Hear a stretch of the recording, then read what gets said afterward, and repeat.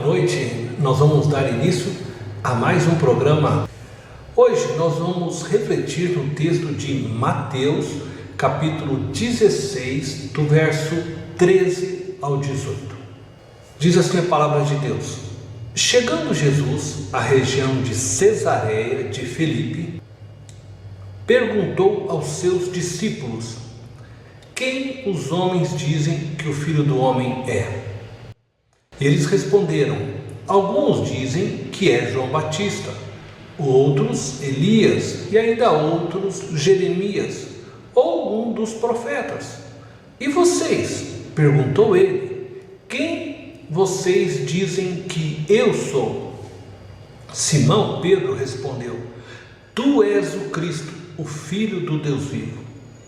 Respondeu Jesus: Feliz é você, Simão, filho de Jonas, porque isto não lhe foi revelado por carne ou sangue, mas por meu Pai que está nos céus. E eu lhe digo que você é Pedro, e sobre esta pedra edificarei a minha igreja, e as portas do Hades não poderão vencê-la. Este texto aqui diz referência à igreja. E é o primeiro verso que nós vemos Jesus falando a respeito da sua igreja. A palavra igreja no grego é a palavra eclésia. Essa palavra originalmente se referia à assembleia dos cidadãos gregos. Isso significa dizer que Jesus estava dizendo que ele também teria sua própria assembleia, uma reunião de pessoas com a mesma fé e missão. O texto nos mostra que Jesus queria saber o que as pessoas pensavam a respeito dele. Jesus havia feito diversos sinais e diversas afirmações a respeito de si. Sinais e afirmações que deixavam pistas claras de quem ele era. Os seus milagres afirmavam que ele era o Messias, e por isso ele então pergunta aos discípulos: O que dizem sobre mim? Ele queria um feedback para saber se o povo e até mesmo os seus discípulos já haviam compreendido a sua pregação, a sua fala, se de fato já tinham entendido que ele era o Filho de Deus, o Messias, o enviado de Deus. Alguns disseram que ele era um profeta, que ele era Elias, mas Jesus então vira para os seus discípulos e pergunta: Mas quem vocês dizem que eu sou? E Simão Pedro respondeu: Tu és o Cristo, o Filho do Deus vivo. Jesus afirmou que a fala, a resposta de Pedro só foi possível graças à revelação da parte do Pai. Graças à revelação que o Pai concedeu a ele naquele momento. Ainda hoje, nós só conseguimos crer em Jesus Cristo, compreender a sua obra naquela cruz, quando o Espírito de Deus nos ilumina, nos capacita a enxergar Cristo além do homem, além do Jesus histórico. Por isso é muito importante que nós lemos a palavra de Deus em oração, para que o Espírito nos ajude a compreendê-la, para que a nossa mente finita, limitada, possa entender as coisas eternas que estão nas letras deste grande livro chamado Bíblia.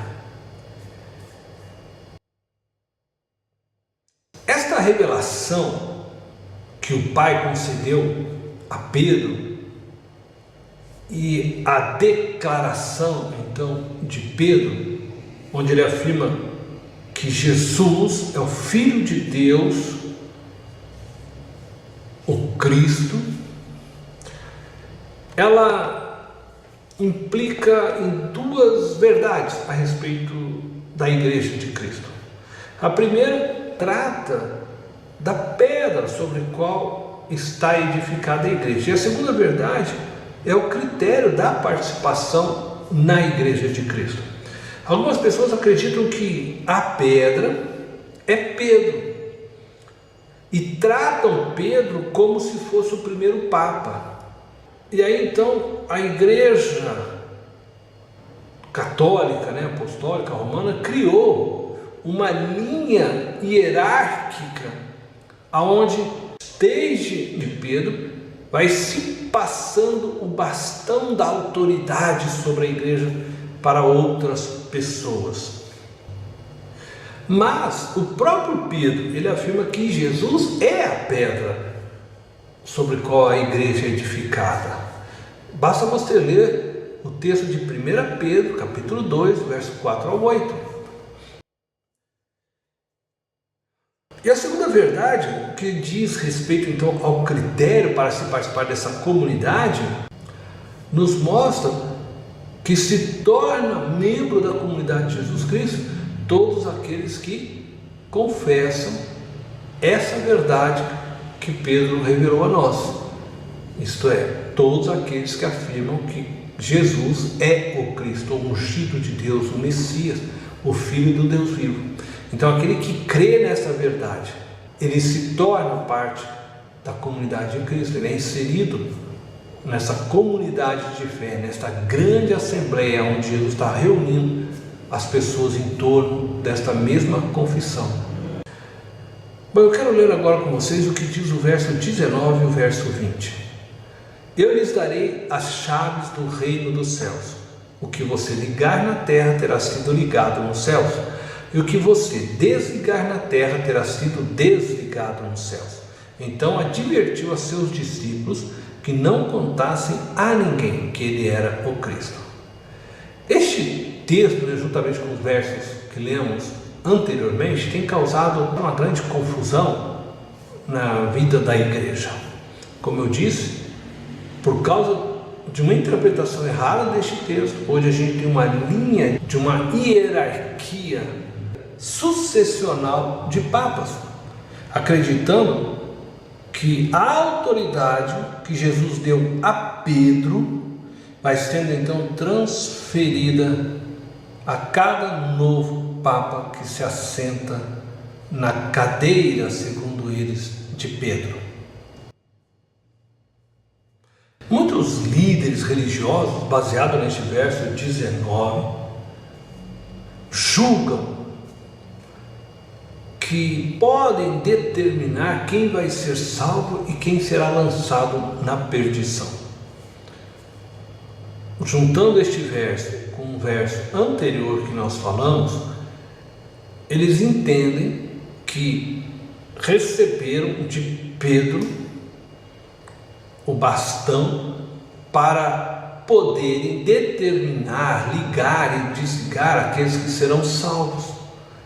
Jesus estava confiando a Pedro e seus discípulos o poder para dizer qual conduta era e qual não era digna dos que estavam sujeitos ao governo de Deus, à lei de Cristo.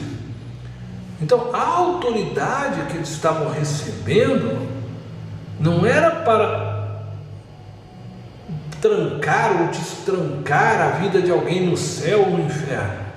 A autoridade que eles estavam recebendo, na verdade, era a autoridade para pregar a palavra. Pregando a palavra, eles poderiam discernir aqueles que se arrependeram e então abraçaram a fé em Jesus Cristo, e desta forma discipular, batizar estas pessoas e assim abrir as portas dos céus para estas pessoas. Assim como também, por meio da pregação, eles poderiam perceber aqueles que rejeitaram a palavra. Então, da mesma forma, estas pessoas estariam desligadas da Igreja de Cristo por rejeitarem o Evangelho. Jesus não estava dando a Pedro nem à igreja o poder para enviar pessoas para o céu ou o inferno, mas dando a eles o poder de reconhecer quem se encontra arrependido e dessa forma batizá-los, fazendo com que eles fossem inseridos dessa forma no corpo de Cristo. Ao batizar as pessoas, eles estavam testemunhando e reconhecendo elas como membros do corpo de Cristo. Mas isso não significa que Pedro ou a igreja tem o poder de perdoar ou reter perdão de pecados. Somente Deus perdoa pecados. O que eles faziam era reconhecer aqueles que confessavam a Jesus e que se diziam arrependidos e recebê-los na igreja de Cristo como irmãos. Então eles tinham esse poder, ligar e desligar. Então o que eles consideravam ligado, estava ligado nos céus. E aqueles que eles consideravam desligados, estavam desligados nos céus. Isto é, aqueles que recebiam a palavra estavam ligados nos céus. Aqueles que rejeitavam a palavra estavam desligados nos céus. Portanto, as chaves do reino dos céus é, na verdade, a pregação do Evangelho de Cristo. Aqueles que creem nessa pregação do Evangelho de Cristo são salvos, aqueles que a rejeitam são condenados. Então era dessa forma que Pedro e a igreja pode ligar e desligar, mas não deles fazer a escolha de quem vai para o céu ou para o inferno. Somente Deus pode fazer esta escolha. Basta a gente se lembrar um pouco da parábola do joio e do trigo, onde o próprio Deus diz para nós não tentarmos tirar o joio do meio do trigo. Não cabe a nós, não temos capacidade para isso. Ele diz que os anjos vão fazer isso no seu tempo certo, não nós.